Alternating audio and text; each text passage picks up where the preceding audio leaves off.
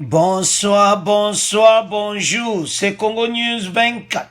Chers téléspectateurs, comme toujours avant de commencer notre émission, nous disons merci à Dieu, nous disons merci à nos chers abonnés et téléspectateurs qui nous suivent partout dans le monde entier et en République démocratique du Congo.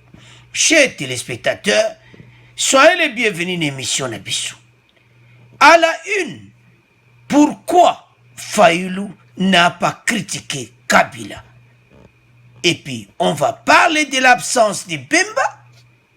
Alors, toko développant en émission Nabissou. Deuxième point, chers téléspectateurs.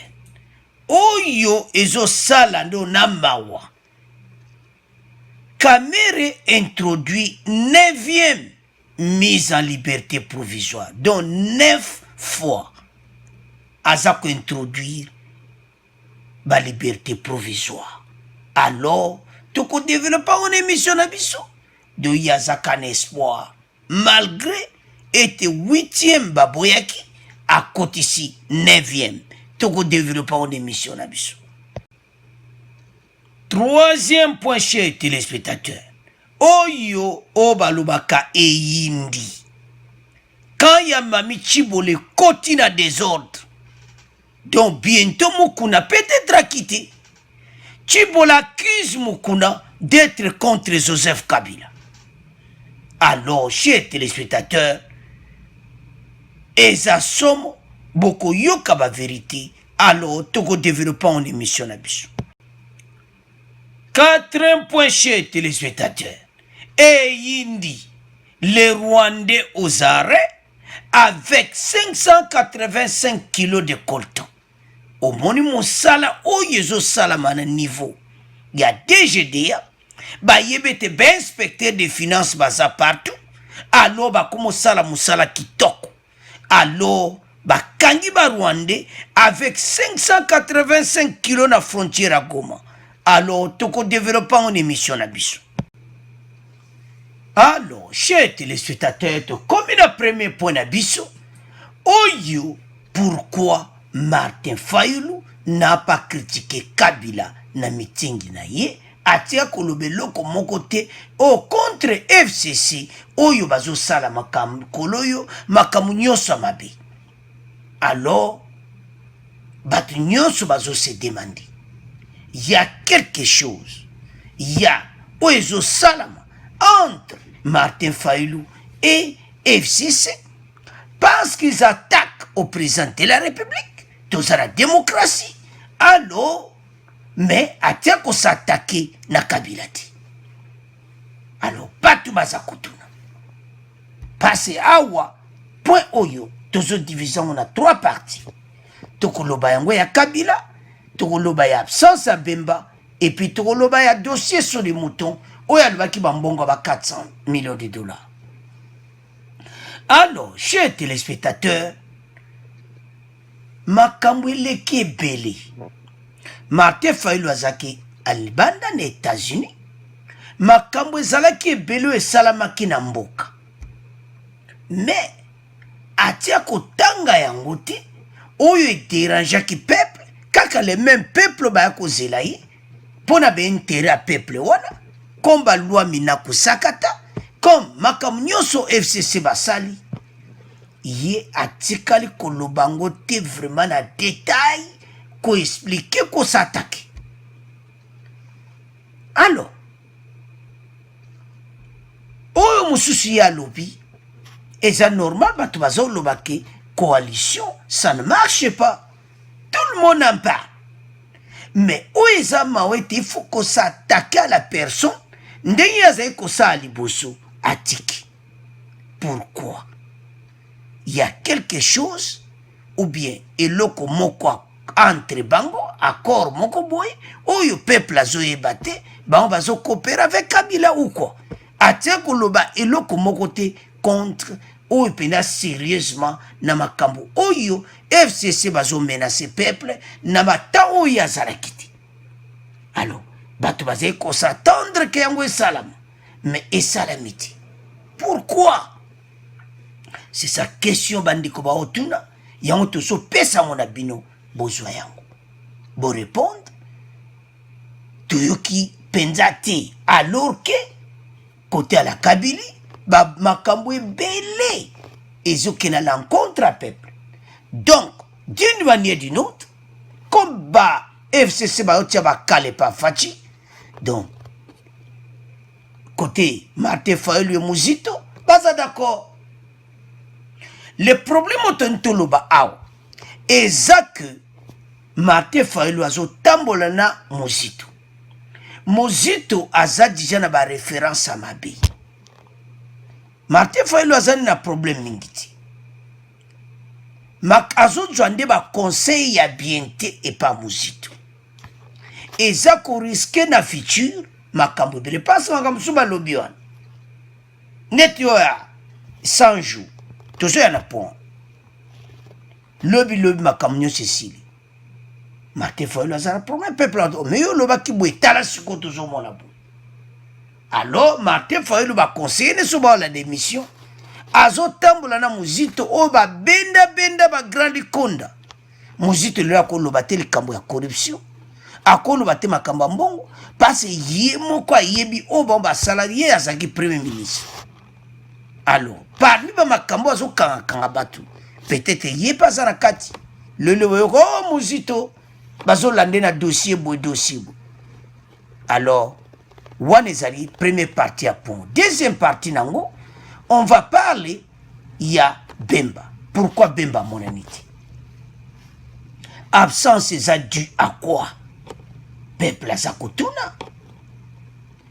Parce que tant où il y a comme Martin Fayulu bozo mon photo, Martin Fayulu akene ko yamba e. Mais pourquoi Bemba est? Donc il y a quelque chose qui ne va pas. Peut-être à la direction Martin Fayulu à mema. Bango bazo sepelangote, balingez à la républicaine, et tia kimia nakatambo. Donc absence à Bemba ça dit à quelque chose. Azaï moutou, moi il fallait zala wana même l'aéroport. Même atana podium à moi et penate mais wana. Mais à mon anité, alors qu'il y a zamutaza leader à la mouka. Mais présence n'est pas moi qui m'a casté. Alors, chers téléspectateurs, pourquoi Ayakiti? Est-ce que ça a un problème entre bango? Est-ce que ça d'accord? Et vous vous souvenez que Martin Fayulu le so aza le la popularité et ça pour na Bemba. Parce que la propagande pour naï.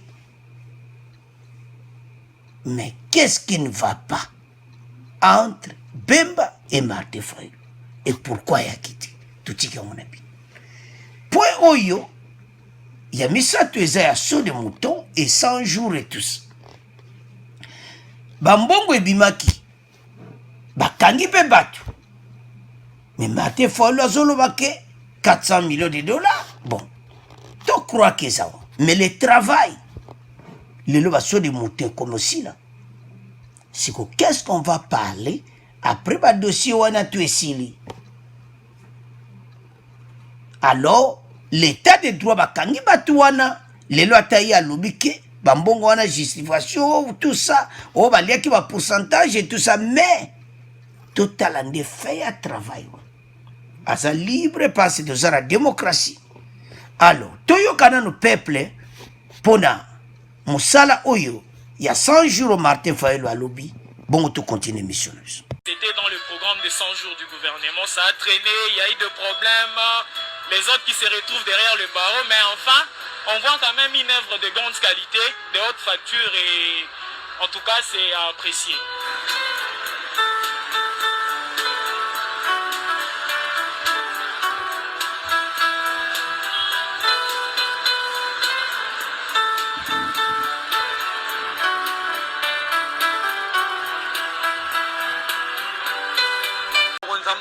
Courage à continuer Moussala. À la nao de l'égalité. Oui, l'égalité, l'équipe, oui, les aligoso, les aligoso, à éviter. Avant, il sera vie sociale et moi, on sait mal. Avancement, ils ont bien sans problème. Sauf que l'autorité m'a bende baniaba va bloquer Missala pour na côté de Mela. donc makambo ya malamu mokonzi ya mboka azobongisa mpona venir ya peuple congolais. Donc na sepeli mingi tomoni musala ekomi okende ezotambola sikoyo na ndenge moko ya bien na sepeli mingi. Donc président ya mboka na biso a continuer toujours na kosala boye pour peuple congolais à se retrouver. Tokobosa na pete ba ingénieur o ba ni pesi penda corps et âme na kosala musala oyo ndenge esengeli. Donc to féliciter bango makasi na musala.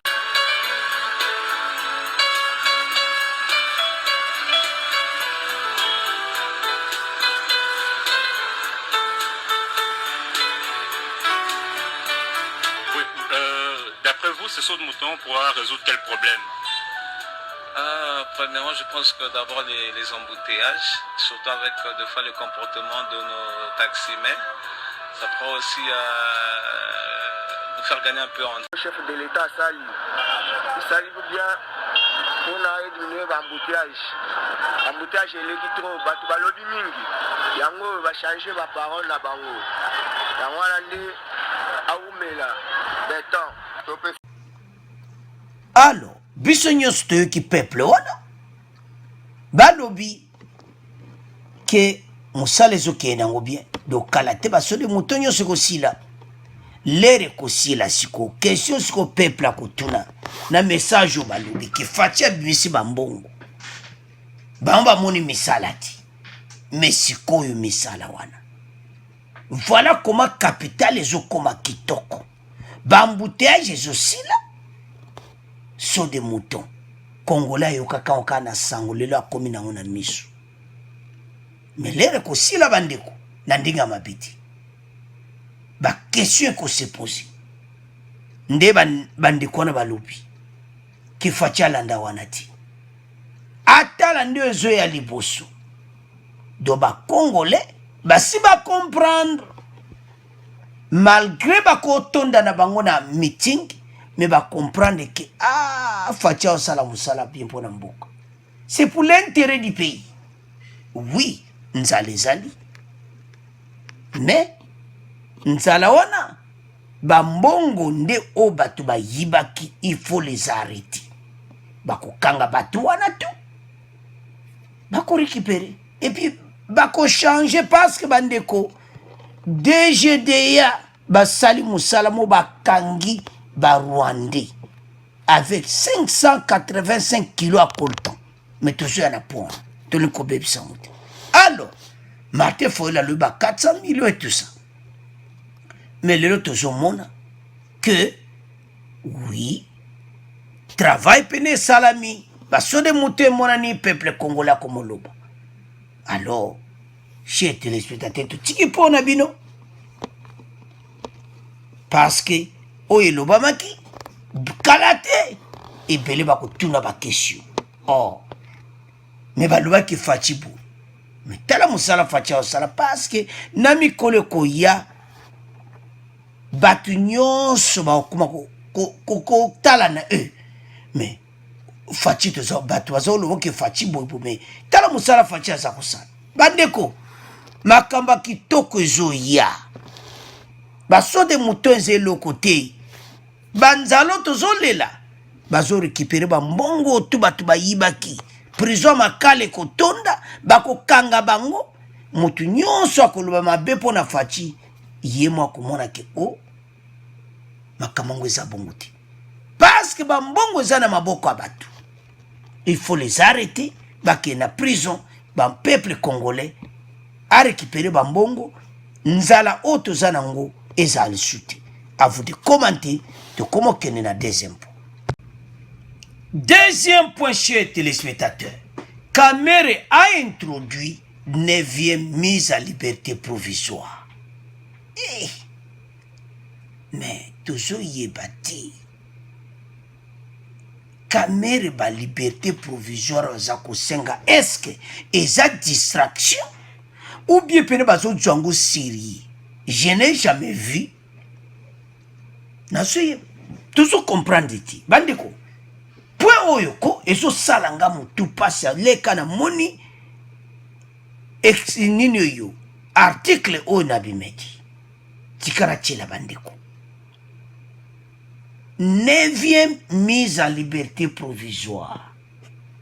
Oh, est-ce que Kamere vraiment so comprendre makambo oyo ndenge ezali vraiment?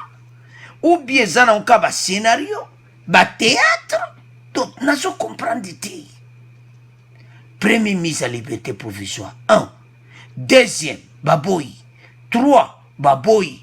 4, baboy. 5, baboy. 6, baboy. 7, 8, 9. Ou bien, parce que les avocats travaillent, na makabalar pe. Ou bien, avocat bazo benda na mao kamere kabala. Ba avocat ba yebna mo ke kopo yo. Ba liberté provisoire ko simba te pas on paye. Chaque audience caméra futaka ba avocat wana. Alors ba avocat ne komi lokola business na bango. Tu les combien? Na wana na caméra. On va aller encore hein? On va essayer encore. Oui, la 9e fois. Oh, la 9e fois. Ouais. C'est combien? Vous comprenez quand? Bon. $5 000 ou $6 000 pour nous tous, hein, les avocats. Et donc on dirait que tobola et pena poche. Parce qu'à chaque liberté provisoire, il y a une audience. Donc il y a un dossier dans la chambre foraine na makala. Donc tout le monde croit que l'avocat a tobola caméra poche. Donc tout le monde comprend. C'est pour la première fois au monde, Nandenga mabete, na luki, na mona prisonnier ni na senga 9 libertés provisoires. Baboya kama kenda, d'autres qui na 10, 11, 12, d'autres na 20 ans. Donc, tout ça y est bâti. Parce que bakopé ça a été. Ya auto levé que peut-être ba avocat, ou bazo sala li konda. Bande ko to comprendre na sens wana. Donc, l'avocat peut passer à la réunion là-bas. Qu'est-ce qu'on va faire? Oh, bon. On va aller chez Kamere lui dire, on va faire une autre demande. Une autre demande, oui. Parce qu'il a l'argent. Kamere a eu beaucoup d'argent. Donc, l'avocat peut pas comment profiter de la Katia solo. Oh, surtout Banaba Yokaki. Donc 57 millions de caméras, tu as 55. Mais caméras, ça n'a là. Donc, la caméra poche d'une manière ou d'une autre. Mbala moko mbongo virement. $2,000, so baza so combien? Ou bien $3,000 pour représenter. Parce que tu comprends de ti. Bandeko. Je crois bien Mozana, nous toujours 9 libertés provisoires. Oh, deux amis mystiques. Deux avocats, toujours comprendre pas. Donc avançons.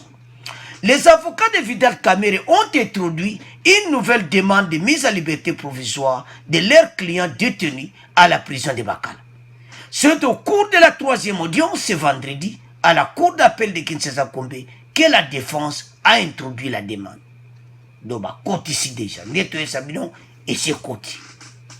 Maître Jean-Marie Kabengele Ilunga, l'un des avocats, explique cette démarche par la santé du directeur du cabinet du chef de l'État se détériore. Ah, caméra ça la santé bien, bandeko.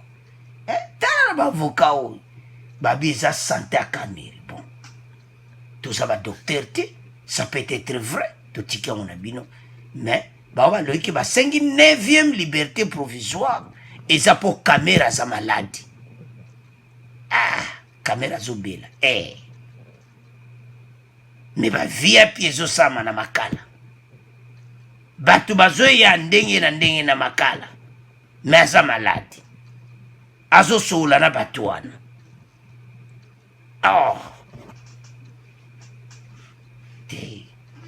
Ou bientôt, mais quand vous développez un indé, aza peut-être maladi mutu ezosala bien te peut-être kovanda entre bamir wana na baembouteillage ezalaka kuna alingi abimaka vie kamera babakangi porte to biloko wana to bapeti oyo nanabimaka na tsomba vie kamera ndeni okaka beti bango porte vie kamera bapeti bazoderange mpo kuna na makala bapeti wana bakendaka koderange bango bakomi bavoisin bapeti wana badelinquant bocomprendre kaka donc tozomona ke maladi peut-être topesika baide peut-être nde bazotourne peut-être motu ezosala bien te kote wana me bavoka balobi aza maladi.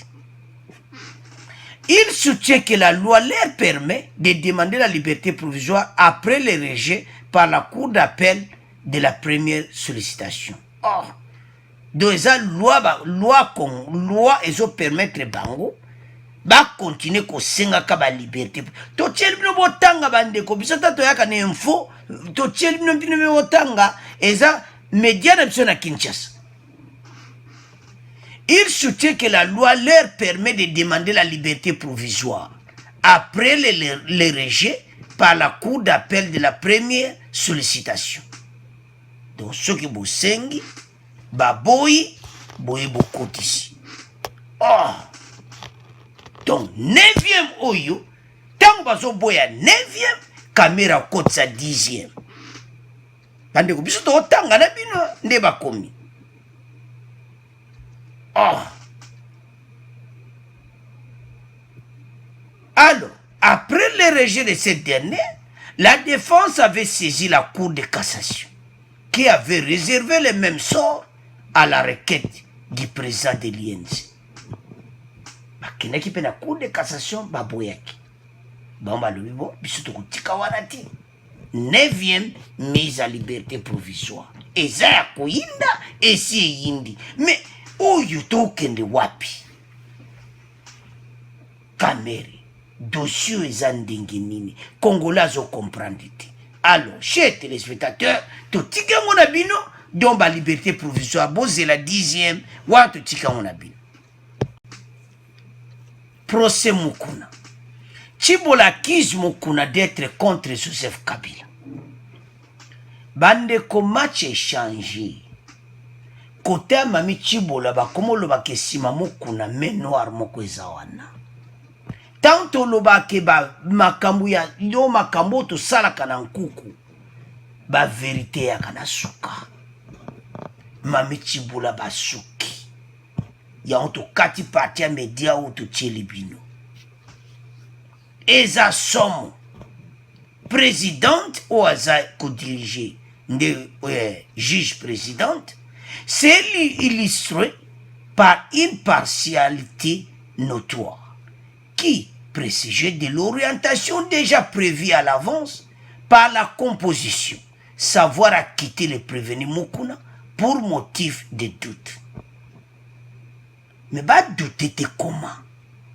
Y'a un moni ba yeli juge présidente Mwasi. Pour présidente, aza juge Mwasi. Yo sikoyo à comprendre yo bien. Donc, côté ya Chibola, balobi, juge présidente oyo, azolinga kite Mukuna pour un motif doute. Mais elle a raison. Azande kono moi si juge présidente a monique oyo salaki na vidéo wana eza violé. Omonza menenga salaka balongoli juge Kibonge bakopesa juge ya Mwasi eza mobulu wa bandeko na ngai. Donc Mukuna dans 8 jours tozozikala te akozala kiti. En effet, la composition a laissé les avocats de Mukuna prendre la parole comme et quand ils voulaient, sans leur faire un seul reproche. Lit-on dans sa lettre et d'ajouter le tribunal de grande instance de Kinshasa-Gombe a pris l'affaire en délibéré sans connaître les faits.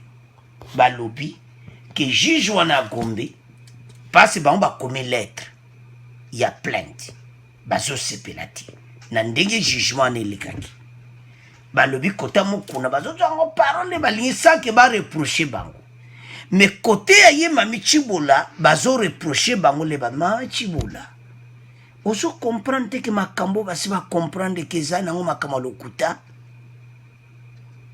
omoni ke jusqu bonga aliaki cop tala vrai juge bango baosala état de droit bandeko eyeli ye ngai baza na problème oyo balobaka sérieux parce que Mami Chibola bazomona ke match ebaluki bango epa kibonge baza osatendre mokuna bakanga ye aloke makambo ezaki ya lokuta bafaux video congolais oyo nyonso na bato aseka bapriere na bino eyokani désordre ekoti na kati ya procès mokuna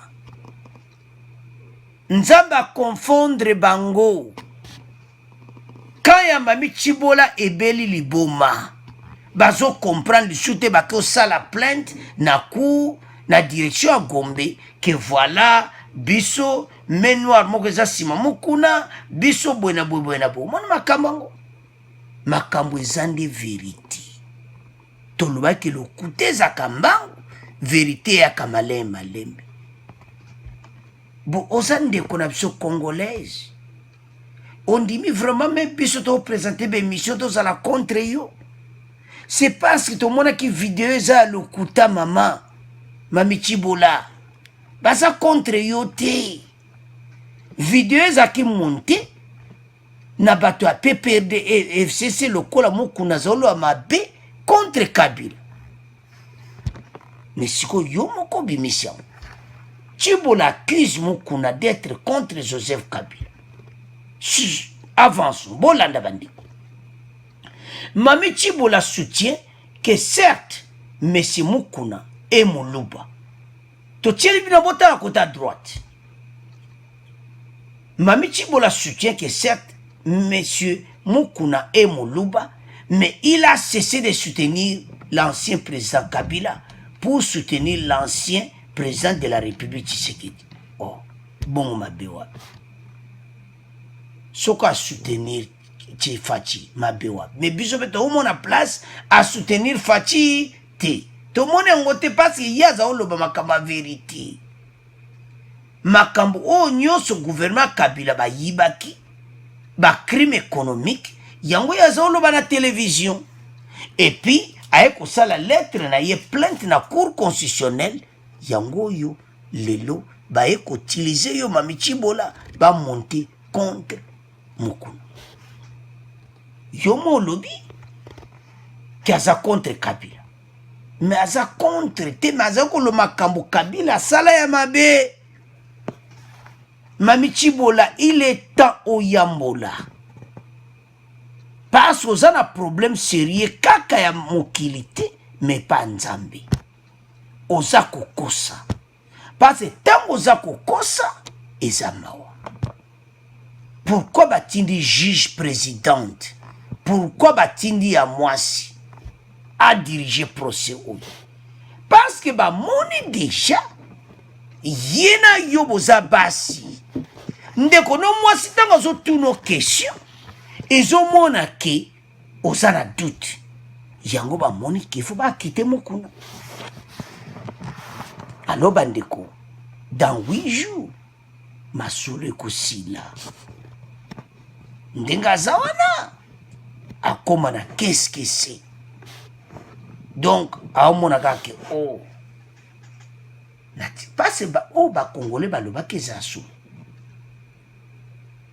ke côté ya Kabila moto ba montaki vidéo wana po bakanga Mukuna po ne veille patriotique à la musiba congolais akobima kala te na ba politicien muso ba ocha makele mikolo soki eveka bimi baza na problème sérieux pasi ya koloba vérité ye atika kokotela Fachi te atika kozala pour Fachi te ye azali koloba nde éveil patriotique asenga kutu ba diaspora bolimbisi ete ta bozoloba na Kabila siko te ko comprendre ye.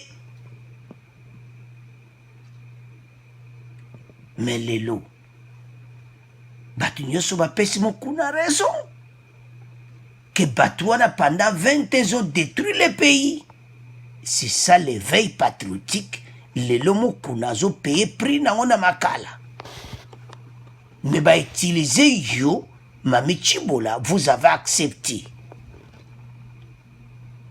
Et c'est très dangereux ce qu'on yambolite au cause à la peba kangayo. Alors, chers téléspectateurs, à cause à la akiti, Congolais nyonso ayebi ki kozala bongo. Parce que quand y a Mami Chibola et Koti Mobulo, balobio côté na bon bazoloba bakataka bango te bazo reprocher bango te, mais ceux qui ba avocat Mami Chibola bazoloba bazo reprocher bango, mais bazo reprocher parce que ba fait est clair. Il y a des doutes dans le dossier na yo Mami Chibola.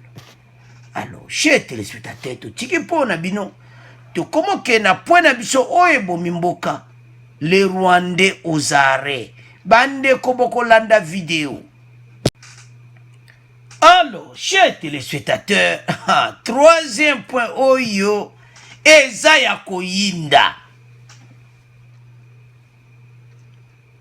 Les Rwandais aux arrêts avec 585 kilos de coltan. Bande koboko mona karamune nezo kota. Rwanda na Goma balbi botelema. Bakone ba pareil ya okanga bato bazo yiba ba minere na RDC. DGDA. Ba l'hélicoptère normalement na biloko boy bakolia cop. Mais ba l'été bazo safati toujours sala musala. Bato bazo mériter ba prime pass ba komo sala kitoko. Pourquoi ba komo sala kitoko? Vous comprenez de ma solo. Inspecteur général des finances bazana simana bango dona ba douane yonso be inspecteur bazawana pembeni bazukalate chaque fois baya ko contrôler parce que bazana besoin mbongo ekota na kesa leta fatia zana besoin ba latu ebunga parce que 5 milliards de dollars toujours perdre chaque année. Inspecteur général des finances Gilles Alingeta Lobakiango to pexane baka oyo oyo ça ba millions de dollars oyo ba zui et puis soko ezala ki lera la Kabili biloko ekoleka ba futi bango pe mbongo ba lepe cop ezamawa encore parce que toujours bakangili bosso 585 kilos de minerais de coltan saisis par la brigade douanière le 19 août à la grande barrière de Goma. Au total 22 colis et Zaya Koyinda et Seyindi, dont 15 colis de coltan blanc et 7 du coltan noir, avec 7 cartons et un sac Oyoka traversé frauduleusement la frontière pour le Rwanda. Sakango ba panjango wana. Et ça mawa. Coltan blanc na coltan noir yango wana ba panzi. Mususu bakangi na basaki. Chers téléspectateurs, yango na est guerre ekosilate parce que guerre ba minere. So total ba voisin Kagame et tout ça. Et ce sala biso mawa. Nde bozo mwana photo wana. Herman Cohen a lobaki, il n'y a pas de coltan au Rwanda. Azalaki, ancien ambassadeur na RDC baza batu oyo bayebi Afrique très bien. Alors, balobi était il n'y a pas de coltan au Rwanda. Alors, chers téléspectateurs, bayiba kana bango chaque fois. DGA bali beaucoup les kati. Tout ça musala kitoko présent to lia lisusu. Donc makama corruption zalati. Kare telemi ba telemi sikarwana. Ba fungo la boy. Bandeko ba sak ni bozo mona wana. Tout tire une vidéo. Boko mona. Alors les amawa. Donc oye sala makanango. Mais biso mawa trop. Namboka na biso. Alors, tout landa vidéo wana pour te continuer mission na biso. Un camion citerne que ces minerais interceptés à la grande barrière de Goma par le service de la Direction générale de douane et axes ont été dissimulés, se dirigeant frauduleusement vers le Rwanda. Il s'agit de 26 colis de coltan titrant 6,12% des nobium, agents d'alliage qui donnent des propriétés uniques aux matériaux auxquels il est ajouté. 32,6% de tantal utilisés sous forme de poudre métallique dans la production des composantes électroniques et principalement des condensateurs. Les poids de tous ces minéraux interceptés par la DGDA est évalué à 1200 kg. Énième saisie des minéraux toujours à la Grande Barrière le 19 août dernier, 22 colis de minéraux coltan, dont 15 coltans blancs et 7 colis coltans noirs, pesant au total 585,5 kg avec 7 cartons bourrage moto TVS. Alors, chers téléspectateurs, tolandi wana biso nyonso. Yango bomoni Emma Cohen alobaki na bango iboyibiki azaki na charge Afrique, donc chargé d'affaires africaine ya US azo travailler na Afrique ayebi RDC très bien. Alobi il n'y a pas de coltan au Rwanda, mais bango bato batiaki tembe mais lelo et comme nango poleleke coltan nyonso bango basalaka ba téléphone bayibaka epa na biso. Pays na biso basalelaka Rwanda na moyibi ya boyi. Bandeko, état de droit oyo ndenge ezosala bakokanga ba Rwanda oyo ebele nde bakangi bango wana so ezaki lera Kabila bato bakota présente bafutaka kanyaka esiliki me bakangi bango bato wana faut batraduire bango na justice mpona koya koyiba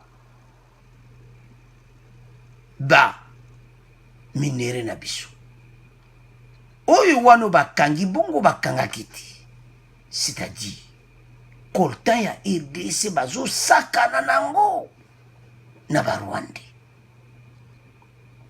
Pour le directeur général de la DGA, il s'agit de fruits d'une lutte sans merci que ce service mène contre les contrebandiers et autres fraudeurs qui privent l'État congolais de ses ressources et appauvrir ainsi le peuple congolais. Boyoki makambango ba congolais bo fungola miso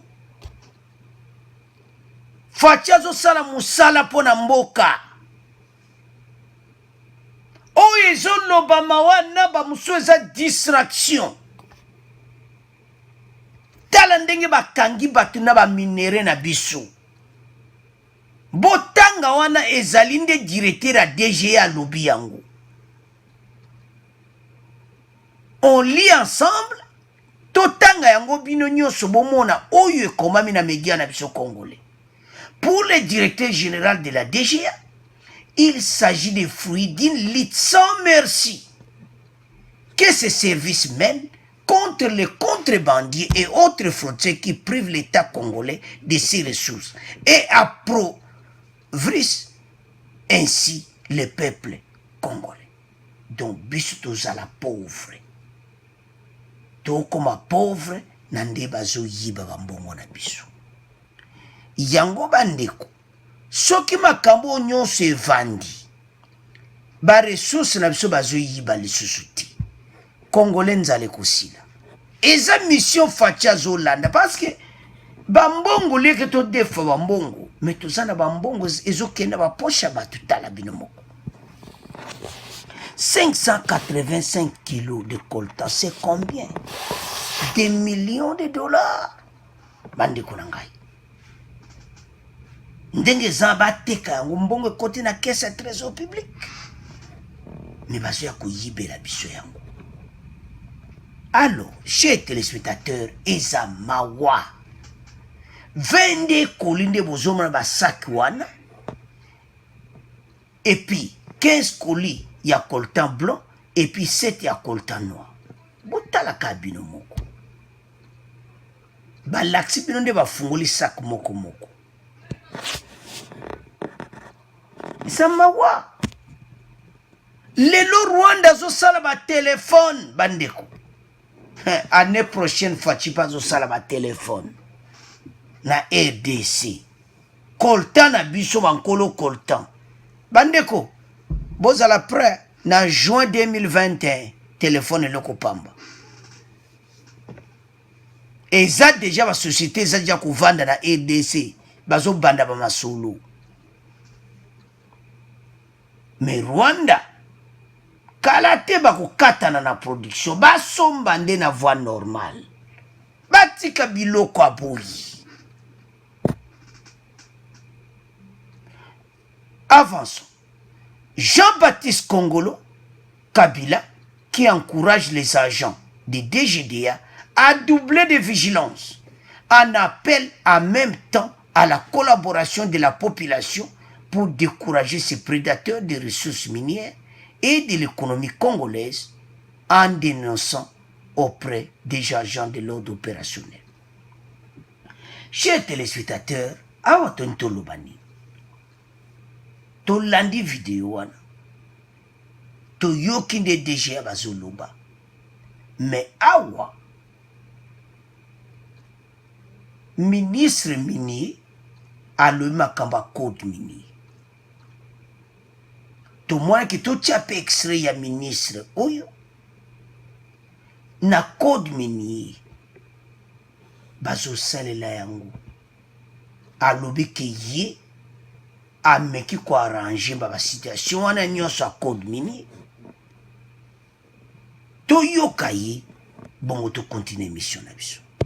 Donnez-vous à l'entreprise minière que pendant son exploitation, ce qu'il attend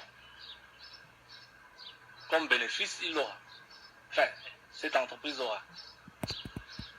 Quelle garantie aussi l'État se donne en disant, en donnant au privé, je vais gagner ce que j'attends. Cela ne peut réussir que quand il y a une certaine gestion du secteur. Lorsque l'État doit calculer, par exemple, ses redevances minières, doit calculer ses impôts, l'État ne peut le faire que sur une production qui est bien tracée, bien certifiée. Et donc l'État doit être rassuré sur la production elle-même. L'exposé de ce module 4 va se poursuivre ce samedi.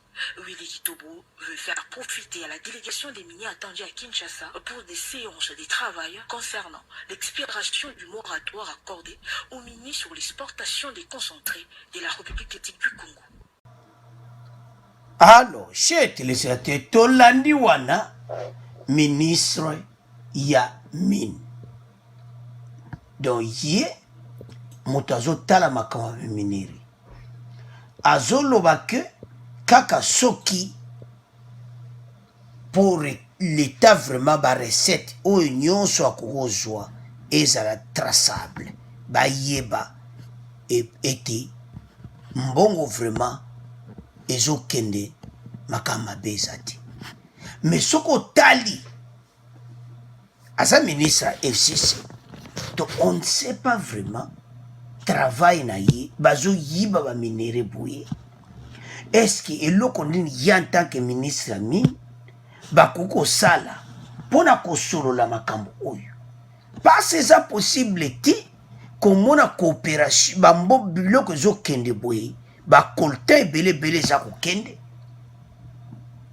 ministre jamais bazwa ta conférence mode ou bien kende bazwa table ronde bavana na ba Rwanda balba non yaza ministre nde siko abeng la Rwanda bavana sila tabayi ba suba minere na bizote mais ministre mine bazo bongsa comme code mini on comprend tout ça mais problème tout ça na ngawa eza ya ndenge ba ressources baza kopier yango tango yo ministre ya mine ozoloba eloko moko te ba minere na biso baza kopier yango alors eza mawa donc ils attendent que yi azwa parole avant ça baninga Rwanda que basala tandini moko eleka la télévision nde bakangi biloko boyi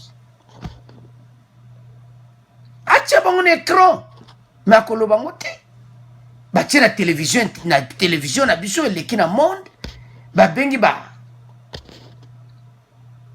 o bamédia étranger bavandi mpe wana tala ebele akolta oyo ezokatisa epa na bino ministre mine mosala na yo nini oya wana mpo osala mosala RDC ou bien ozosala mpo na autorité morale pase bino bata FCC bayibi bino oza wana oza na kosala mpo na autorité morale mbongo nyonso ezokende wapi na epa na bino ozosala mayoya alors chers téléspectateurs eza mawa tokomi na fait émission na biso tokomi résumé émission premier point tolobaki Martin Fayulu deuxième point tolobaki ya Kamere troisième point ya Mukuna et puis point suka ya baminere na biso ministre mine makambo oyo efale penza balobela yango makasi basala ta conférence na Rwanda bavana na mesa po ba Rwanda bazopie ba ressources na biso yemo ka utoloba na bolandi est-ce que ça makambo ya lobi tout ce qu'on a bino bo abonner massivement au revoir à la prochaine.